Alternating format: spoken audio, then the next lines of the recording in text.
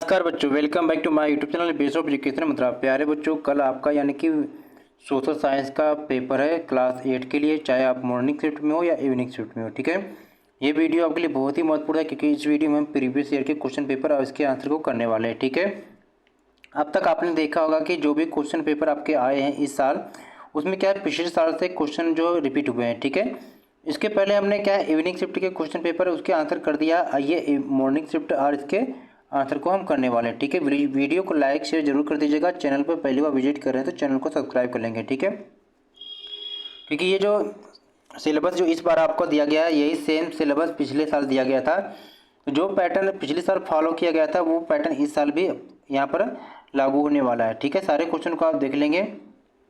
चलिए हम प्रैक्टिस के रूप में इस क्वेश्चन पेपर और इसके आंसर को कर लेंगे बच्चों। ठीक है, ये 24-25 में इसमें से बहुत सारे क्वेश्चन पूछे जाएंगे, आप जरूर देखिएगा पेपर। ठीक है, पहला क्वेश्चन है यहाँ पर बहुविकल्पी प्रश्न के है कि 1 से लेके क्या है 15 तक आपके पूछे जाएंगे, 1 नंबर वाले। ठीक है, क्वेश्चन है कि निम्नलिखित में से कौन सा भारतीय संविधान की एक विशेषता है। तो भारतीय संविधान की जो इनमें से विशेषता है वो है एक है संघवाद। ठीक है, चलिए सेकेंड क्वेश्चन यहाँ पर दिया है कि निम्नलिखित में से कौन सा पर्यावरण के लिए एक खतरा नहीं है। देखिए, पर्यावरण के लिए जो खतरा नहीं है वो आपसे पूछा जा रहा है।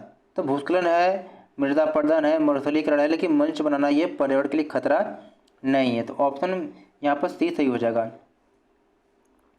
तीसरा क्वेश्चन यहाँ पर कि राज्यसभा में कुल कितने सदस्यों को राष्ट्रपति द्वारा मनोनीत किया जाता है। तो देखिए, राज्यसभा के सदस्यों को राष्ट्रपति जो मनोनीत करता है वो 12 सदस्यों को मनोनीत करता है। ठीक है, अगर यहीं पर अगर लोकसभा की बात की जाएगी तो वहाँ पर आपको क्या लिखना है, नील लिखना है, क्योंकि पहले राष्ट्रपति मनोनीत करता था 2। ठीक है, लेकिन अब प्रेजेंट में क्या है, नील हो गया है। इस बात का ध्यान रखेंगे प्रेजेंट में। ठीक है, क्वेश्चन 4 है कि निम्नलिखित ऐतिहासिक घटनाओं को कालक्रमानुसार लगाकर सही विकल्प का आपको चयन करना है। ठीक है, तो सबसे पहले आपको सीरियल वाइज लगाना है, इसके बाद चयन करना आपको है, आपको सही विकल्प का चयन करना है। तो पहले देते हैं कि अवध रियासत पर सहायक संधि थोपा गया, ये सही है। अवध द्वारा जारी किए जाने वाले सिक्कों से मुगल बादशाह का नाम हटा दिया गया था, बिल्कुल सही है। गवर्नर जनरल लॉर्ड डलहौजी ने ऐलान किया कि बहादुर शाह जफर की मृत्यु के बाद बादशाह के परिवार को लाल किला से निकालकर उसे दिल्ली में कहीं बता दिया जाएगा, ये सही है। अगला कि गवर्नर जनरल लॉर्ड कैनिंग ने फैसला किया कि बहादुर शाह जफर आखिरी मुगल बादशाह होंगे, ये भी बिल्कुल सही है। बस आपको ध्यान देना कि कौन क्या कहा है। तो जैसे गवर्नर जनरल लॉर्ड कैनिंग ने क्या कहा था कि बहादुर शाह जफर अंतिम मुगल बादशाह होंगे। लॉर्ड डलहौजी ने ऐलान किया कि बहादुर शाह जफर की मृत्यु के बाद इनके परिवार को लाल किला से निकाल दिया जाएगा। तो ये जो स्टेटमेंट ये याद कर लेंगे आप। ठीक है, अब इसके आधार पर आपको सही क्रम से लगाना है। ठीक है, तो सही क्रम से लगाने के लिए आपका यहाँ पर ऑप्शन डी हो जाएगा। 1 2 3 4 सारे सही है। ठीक है, क्वेश्चन 5 है, यहाँ पर देखेंगे प्लासी की लड़ाई में नवाब सिराजुद्दौला की हार के क्या कारण थे। तो प्लासी की जो लड़ाई हुई थी नवाब सिराजुद्दौला में, इसका हार का प्रमुख कारण था कि मीर जाफर की जो टुकड़ियों ने क्या किया था, युद्ध में भाग नहीं लिया था। ठीक है, 6 क्वेश्चन है कि भारत में 75 रुपये का नोट जारी होना चाहिए अथवा नहीं, इस विषय पर निर्णय लेने का अधिकार किसको है, ये आपको बताना है। देखिए, नोट जारी करने का जो है निर्णय जो ये केंद्र सरकार को होता है। ऑप्शन ए यहाँ पर राइट हो जाएगा। इंग्लिश मीडियम के बच्चे भी देख लेंगे, पहले क्वेश्चन में जो ऑप्शन यहाँ पर पहले का ए हो जाएगा, दूसरे का आपका सी हो जाएगा, तीसरे का आपका 12 हो जाएगा। ठीक है, और चौथे क्वेश्चन का आपका डी हो जाएगा यहाँ पर। और यहाँ पर देखेंगे 5 क्वेश्चन में ए आ जाएगा इसका आंसर, 6 क्वेश्चन में भी आपका ए हो जाएगा। ठीक है, 7 क्वेश्चन आप यहाँ पर चेक करेंगे कि मांझा प्रवास पुस्तक के लेखक कौन है। मांझा प्रवास पुस्तक के लेखक कौन है आपको बताना है। तो ऑप्शन बी हो जाएगा विष्णु भट्ट गोडसे। ठीक है, 8वां है कि निम्नलिखित में से कौन भारतीय संसद का अंग नहीं है। देखिए, ये मॉर्निंग इवनिंग दोनों में पूछा गया है, कौन अंग नहीं है। तो सबसे पहले संसद के अंग 3 होते हैं, राष्ट्रपति, लोकसभा, राज्यसभा। तो जो दे रखा है नियंत्रक लेखा, ये क्या है, संसद के अंग नहीं है, आपको नहीं पूछा गया है, तो इसलिए ऑप्शन बी सही हो जाएगा।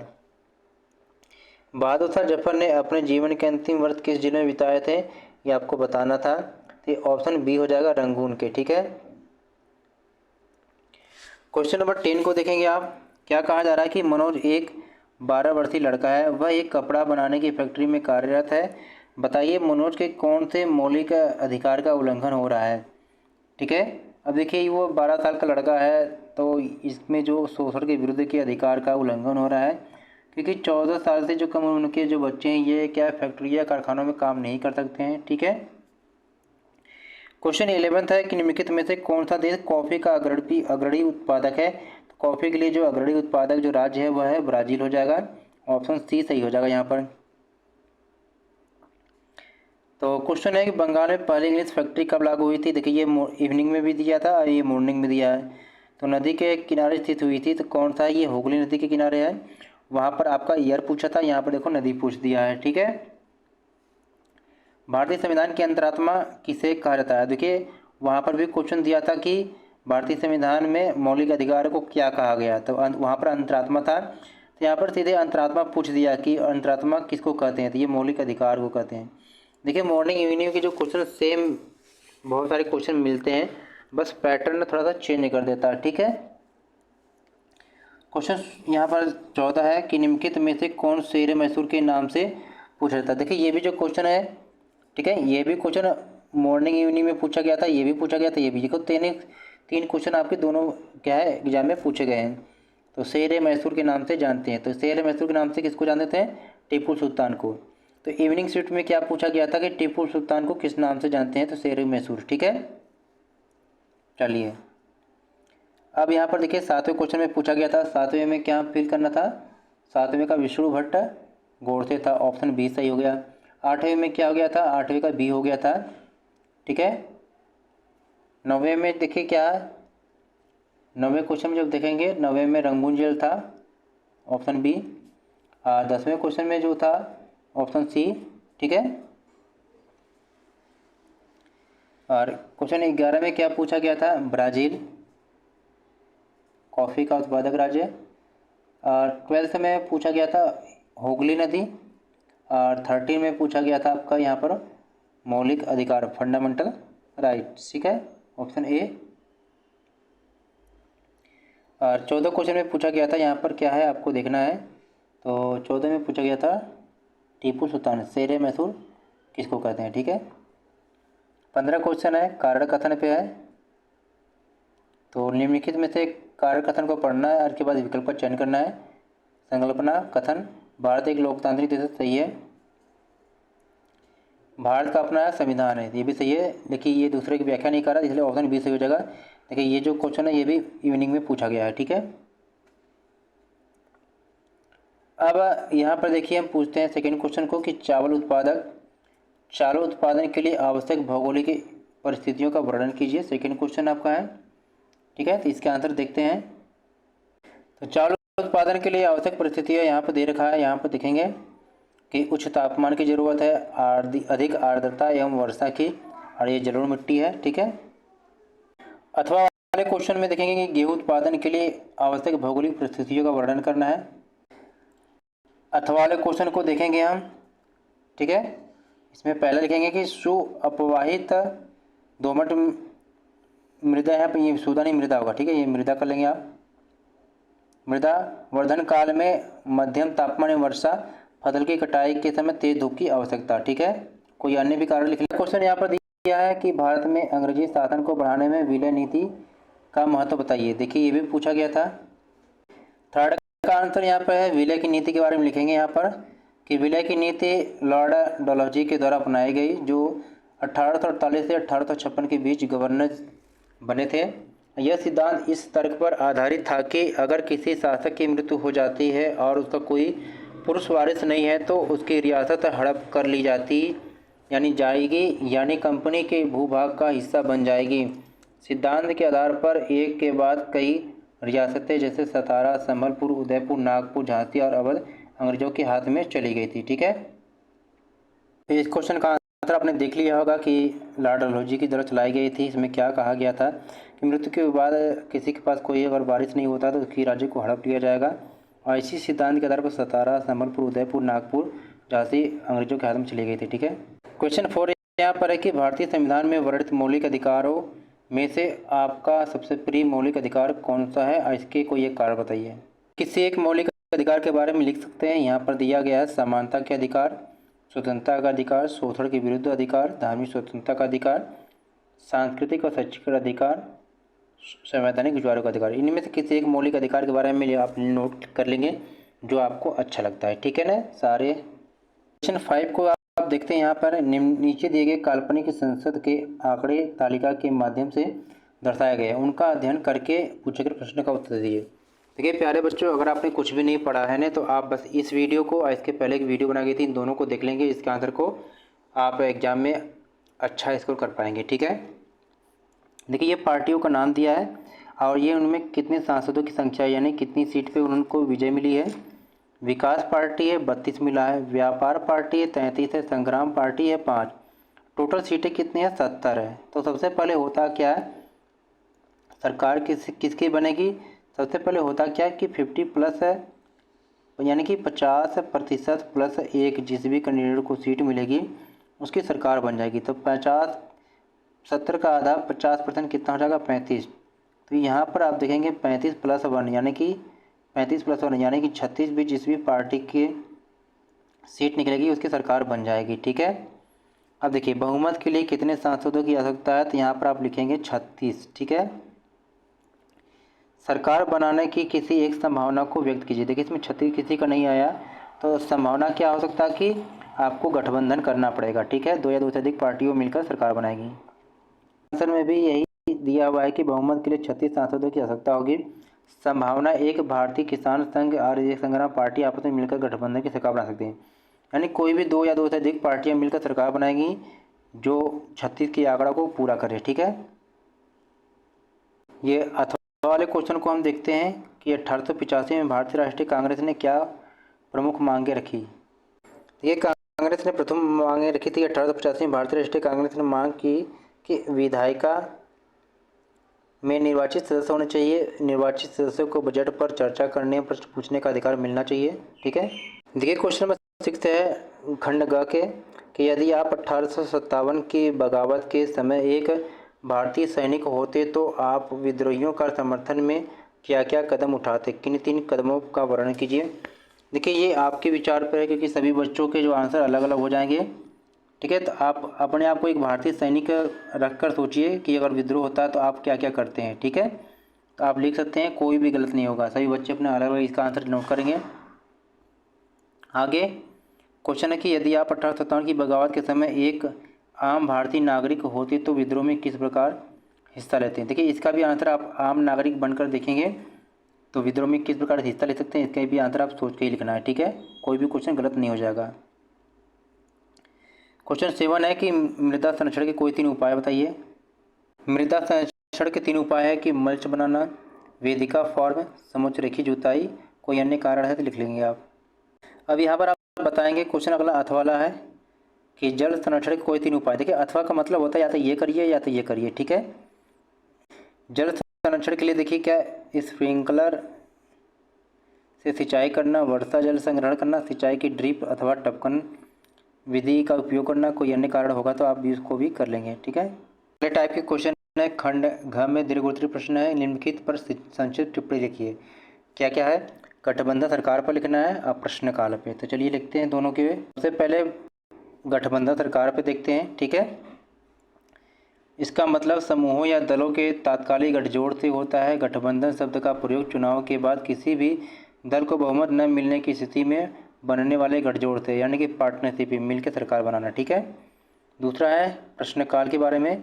यह महत्वपूर्ण व्यवस्था है, इसके माध्यम से सांसद क्या करते हैं, सरकार के कामकाज के बारे में जानकारी हासिल करते हैं। इसके जरिए संसद कार्यपालिका को नियंत्रित करती है। सवालों के माध्यम से सरकार को उसकी खामियों के प्रति आगाह किया जाता है। कोई अन्य महत्वपूर्ण बिंदु होगा तो उसको नोट करेंगे, ठीक है। ये अथवा वाले क्वेश्चन को हम देखेंगे कि घरेलू हिंसा को रोकने के लिए कोई उपाय बताइए, ठीक है। तो घरेलू हिंसा रोकने के लिए उपाय यहाँ पर है। पहला कि महिलाओं एवं पुरुषों की साक्षरता दर में वृद्धि, घरेलू हिंसा के प्रति जागरूकता फैलाना, घरेलू हिंसा के खिलाफ आवाज़ उठाना, घरेलू हिंसा के खिलाफ कानून बनाना, घरेलू हिंसा के मामलों में मुफ्त कानूनी सहायता प्रदान करना। कोई अलग पॉइंट होगा तो नोट करेंगे आप, ठीक है। अगला क्वेश्चन यहाँ पर दे रखा है कि स्थानांतरित कृषि की विशेषताओं पर एक संक्षिप्त नोट लिखना है। स्थानांतरित कृषि के बारे में देखेंगे कि स्थानांतरित कृषि मुख्यतः भारी वर्षा और वनस्पति के तीव्र पुनर्जनन वाले क्षेत्रों में किए जाते हैं। इस पद्धति में वृक्षों को काटकर और जलाकर भूखंड को साफ किया जाता है, तब राख को मृदा में मिलाया जाता है तथा मक्का, रतालू, आलू, कसावा जैसी फसलों को उगाया जाता है।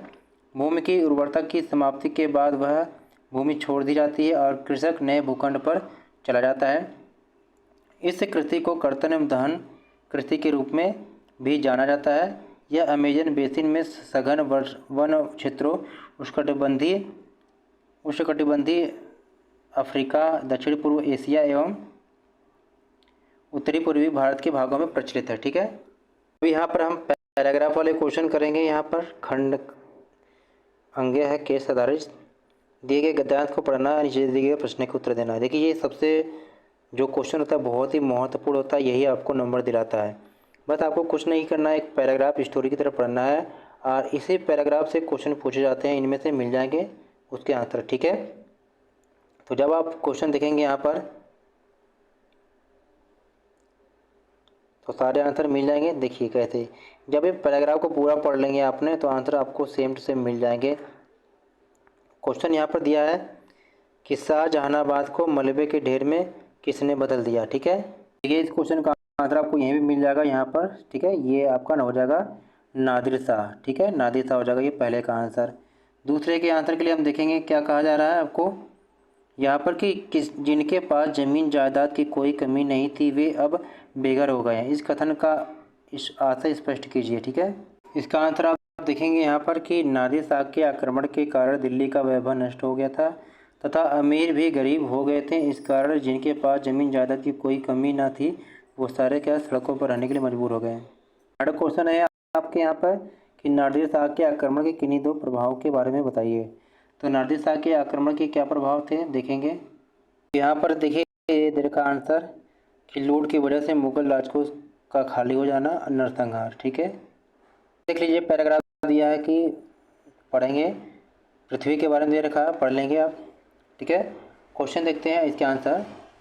चलिए पहले क्वेश्चन देखते हैं कि वायुमंडल किन पदार्थों से बना है। तो इसका आंसर देखिए आपको यहाँ से मिल जाएगा, ये आपका ये हो जाएगा। ठीक है, कि कई प्रकार की गैस, धूल, कण एवं जलवाष्प से बना है, ये पहले का आंसर हो जाएगा।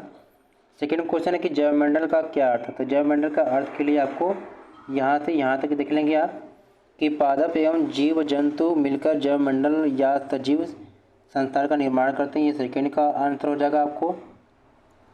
थर्ड क्वेश्चन देखेंगे कि वायुमंडल हमारे लिए किस प्रकार लाभदायक है। तो थर्ड का आंसर आपको यहाँ से मिल जाएगा। ठीक है, कि यह सूर्य की झुलसाने वाली गर्मी और हानिकारक किरणों से हमारी रक्षा करता है। ठीक है, तीसरा आंसर मिल जाएगा आपको यहाँ पे। अब देखिए 12 क्वेश्चन में पैराग्राफ को पढ़ लेंगे। पैराग्राफ को पढ़ने के बाद आपको क्वेश्चन देना है। इसका आंसर है कि निर्वाचन क्षेत्र क्या होता है। देखिए आप पैराग्राफ पढ़ेंगे, आंसर सारे इसमें से मिल जाएंगे। ठीक है, निर्वाचन क्षेत्र क्या होता है आपको बताना है यहाँ पर। एक आंसर देखिए आपको यहाँ से मिल सकता है यहाँ पर कि हर राज्य कई निर्वाचन क्षेत्रों में बटा हुआ है। हर निर्वाचन क्षेत्र से जनता एक प्रतिनिधि चुनती है जो विधानसभा का सदस्य यानी विधायक बन जाता है, ये पहले का आंसर हो जाएगा आपको। ठीक है, अब आगे देखिए कि राज्य की विधानसभा के लिए प्रत्येक निर्वाचन क्षेत्र से चुने हुए लोगों को क्या कहा जाता है। तो लोगों को चुने हुए क्या कहते हैं, विधायक कहते हैं। ठीक है, तो यहाँ पर लिख लेंगे आप क्या है, विधायक। ये देखिए सेकेंड का आंसर हो जाएगा आपको। ठीक है, तीसरा क्वेश्चन यहाँ पर है कि राज्य सरकार के गठन में सत्ता पक्ष एवं विपक्ष का क्या अर्थ है। इसका आंसर आपको यहाँ से मिल जाएगा कि बहुमत प्राप्त करने वाली, यानी कि बहुमत प्राप्त करने वाली राजनीतिक दल को सत्ता पक्ष और अन्य बाकी को क्या है, विरोधी पक्ष कह जाते हैं। ये तीसरे का आंसर आपको नोट कर लेंगे। ठीक है, क्वेश्चन है, इसको देखेंगे, इस पैराग्राफ को पढ़ लेंगे, इसके बाद इसके आंसर को करेंगे कि भूमि एक महत्वपूर्ण प्राकृतिक संसाधन क्यों माना जाता है। भूमि एक महत्वपूर्ण प्राकृतिक संसाधन क्यों माना जाता है। इसके आंसर जब देखेंगे तो यहाँ पर मिल सकता है। ठीक है, इसके आंसर देखेंगे कि यह हमारे लिए भोजन, वस्त्र एवं आवास की आवश्यकता को पूरा करते हैं।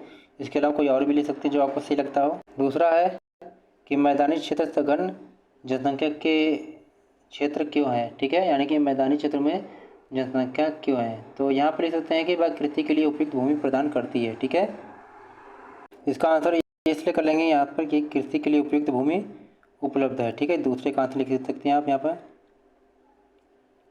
ठीक है, यहाँ से यहाँ तक लिख सकते हैं। देखिए कि मैदानों और नदी घाटियों में कृषि के लिए उपयुक्त उपलब्ध करती है। ठीक है, ये दूसरा का आंसर कर लेंगे आप। आगे देखते हैं। तीसरा है कि विश्व की जनसंख्या का वितरण असमान क्यों है। इसका आंसर आपको यहाँ से मिल जाएगा कि मुख्यतः भूमि और जलवायु के भिन्न भिन्न लक्षणों के कारण विश्व के विभिन्न भागों में जनसंख्या का वितरण असमान पाया जाता है। उबड़ खाबड़ स्थलाकृतियाँ, पर्वतों की तीव्र ढाल, जलाक्रांति, संभावित निम्न क्षेत्र, मरुस्थल क्षेत्र एवं सघन वन क्षेत्र सामान्यतः विरल निर्जन है। ये तीसरे का आंसर हो जाएगा। ठीक है, अब यहाँ पर हम मानचित्र के क्वेश्चन करेंगे। देखिए, भारत के राजनीतिक मानचित्र में आपको जो निम्न में से क्या करना है, आपको इनमें से किन्हीं में से 5 को लिखना है, दिखाना है। दिल्ली, झांसी, लखनऊ, बरेली, बनारस, अलीगढ़। ठीक है, देखिए मानचित्र वाले क्वेश्चन में आपको ऐसे ही आपको दिखाना है कि देखिए दिल्ली जरूर पूछेगा, दिल्ली याद रखिएगा। 1857 की जो क्रांति है ना, ये उसी पे आधारित मैप पूछा जाएगा। ठीक है, दिल्ली, बरेली, अलीगढ़, लखनऊ, बनारस, झांसी, कानपुर। ठीक है, जो भी पूछा जाएगा आप यहाँ पर भर लेंगे, तो इस चीज़ का याद रखेंगे। यानी दिल्ली को छोड़कर बाकी जितने सारे यूपी में इस तरह से फिल कर लेंगे। इसके पहले एक इवनिंग शिफ्ट की वीडियो अपलोड की गई थी प्रीवियस ईयर के, उसको भी पढ़ लेंगे। इन दोनों में से आपके क्वेश्चन पूछ दिए जाएंगे पेपरों में। वीडियो को लाइक शेयर और चैनल को सब्सक्राइब कर लीजिएगा। Thank for watching my YouTube channel base of education Mantra.